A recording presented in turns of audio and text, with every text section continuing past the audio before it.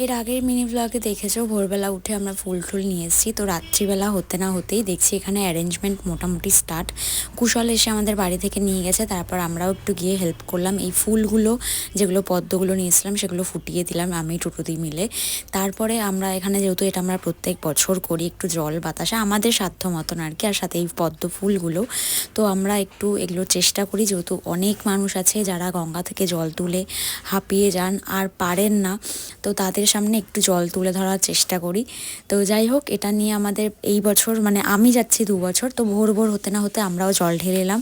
জল ঢেলে আস্তে আস্তে প্রায় রোদ উঠে গেছিলো। তারপর বিকেলবেলা আমরা গেছিলাম মন্দিরে, যখন ঠাকুরটা ঢুকছে তখন যাওয়ার জন্য। আর এই যে মা শকুন্তলা মা কিন্তু যখন মন্দিরে ঢুকছে তখন আমি ক্লিপটা নিয়েছি, আর জাস্ট মাকে দেখলেই গা কাটা দিয়ে ওঠে। আমার একটাই চাওয়া, মা সবার মঙ্গল করুক, সবাইকে ভালো রাখুক। আমি একটু মেলা ঘুরে জিলেপি বাদাম কিনে বাড়ি চলে